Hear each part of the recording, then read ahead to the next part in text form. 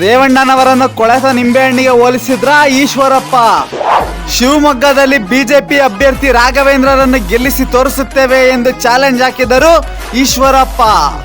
ವೀಕ್ಷಕರೇ, ಫೈರಿಂಗ್ ನ್ಯೂಸ್ಗೆ ಸ್ವಾಗತ. HD ರೇವಣ್ಣ ಅವರು ಈಶ್ವರಪ್ಪ ಅವ್ರ ಬಗ್ಗೆ ಒಂದು ಹೇಳಿಕೆ ನೀಡಿದ್ರು. ಬಿಜೆಪಿ ಪಕ್ಷದಲ್ಲಿ ಟಿಕೆಟ್ ಸಿಗದೇ ಇರುವಂತ ಸಂದರ್ಭದಲ್ಲಿ ಈಶ್ವರಪ್ಪ ಅವರು ನಮ್ಮ ಹತ್ರ ಬಂದಿದ್ರು, ನಮ್ಗೆ ಟಿಕೆಟ್ ಕೊಡಿ ಅಂತ ಕೇಳ್ಕೊಂಡು ಅಂತ ಒಂದು ಹೇಳಿಕೆ ನೀಡಿದ್ರು. ಆ ಹೇಳಿಕೆಗೆ ತೀಕ್ಷ್ಣವಾಗಿ ಪ್ರತಿಕ್ರಿಯಿಸಿರುವಂತ ಈಶ್ವರಪ್ಪನವರು, HD ರೇವಣ್ಣ ಒಂಥರ ಕೊಳೆತ ನಿಂಬೆಹಣ್ಣು ಇದ್ದಂಗೆ, ಅವ್ರ ಕೈಲಿ ಏನೂ ಆಗಲ್ಲ, ಈ ತರ ಇಲ್ದರ ಸಲ್ದರ ಹೇಳಿಕೆ ಕೊಟ್ರೆ ನಾನು ಬೇರೆ ತರನೇ ಮಾತಾಡ್ಬೇಕಾಗುತ್ತೆ. ಶಿವಮೊಗ್ಗದಲ್ಲಿ ನಿಂತಿರುವಂತ ರಾಘವೇಂದ್ರ ನಮ್ಮ ಬಿಜೆಪಿ ಅಭ್ಯರ್ಥಿನ ಗೆಲ್ಸಿ ತೋರಿಸಿ ನಾವು ಅವ್ರ ಮುಂದೆ ಕರ್ಕೊಂಡು ನಿಲ್ಲಿಸ್ತೀವಿ. ಇದು ನಮ್ದು ಚಾಲೆಂಜು.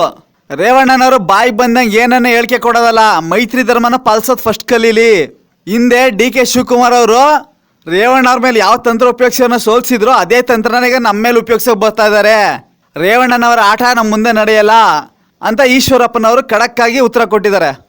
ಈ ಇಬ್ಬರು ನೀಡಿರುವಂಥ ಹೇಳಿಕೆಗಳಲ್ಲಿ ಜನಗಳಿಗೆ ಒಂದು ಕನ್ಫ್ಯೂಷನ್ ಏನಂದ್ರೆ, ರೇವಣ್ಣ ಅವರು ಸುಮ್ಮನೆ ಹೇಳ್ತಾರ ಈಶ್ವರಪ್ಪ ನಮ್ಮ ಪಕ್ಷಕ್ಕೆ ಬರೋಕ್ಕೆ ಪ್ರಯತ್ನ ಪಟ್ಟಿದ್ರು ಅಂತ.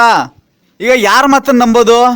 ಸೂಕ್ತ ಸಾಕ್ಷಿ ಪುರಾವೆ ಸಿಕ್ಕರೆ ಮಾತ್ರ ಈ ಮಾತನ್ನು ನಂಬಕ್ಕಾಗೋದು. ಯಾಕಂದ್ರೆ ರಾಜಕೀಯದಲ್ಲಿ ಬಾಯಿಗೆ ಬಂದಂಗೆ ಸುಳ್ಳು ಹೇಳೋರೇ ಜಾಸ್ತಿ, ಯಾರನ್ನ ಹೆಂಗೆ ಅಂತ ನಂಬಕ್ಕಾಗಲ್ಲ, ವಿತೌಟ್ ಪ್ರೂಫ್ ಯಾರನ್ನೂ ನಂಬಕ್ಕಾಗಲ್ಲ ಅಂತ ಜನತೆ ಮಾತಾಡ್ತಾ ಇದ್ದಾರೆ. ಮತ್ತಷ್ಟು ಅಪ್ಡೇಟ್ಸ್ ಏನಾಗ್ತಿದೆ ರಾಜ್ಯದಲ್ಲಿ ತಿಳಿಸ್ಕೊಡ್ತೀವಿ ವೀಕ್ಷಕರೇ. ನೋಡ್ತಾರೆ ಫೈರಿಂಗ್ ನ್ಯೂಸ್ ನಿಮ್ಮ ಸಮರ ಟಿವಿಯಲ್ಲಿ. Just think positive. ರೇವಣ್ಣನವರನ್ನು ಕೊಳೆತ ನಿಂಬೆಹಣ್ಣಿಗೆ ಹೋಲಿಸಿದ್ರ ಈಶ್ವರಪ್ಪ. ಶಿವಮೊಗ್ಗದಲ್ಲಿ ಬಿಜೆಪಿ ಅಭ್ಯರ್ಥಿ ರಾಘವೇಂದ್ರರನ್ನು ಗೆಲ್ಲಿಸಿ ತೋರಿಸುತ್ತೇವೆ ಎಂದು ಚಾಲೆಂಜ್ ಹಾಕಿದರು ಈಶ್ವರಪ್ಪ.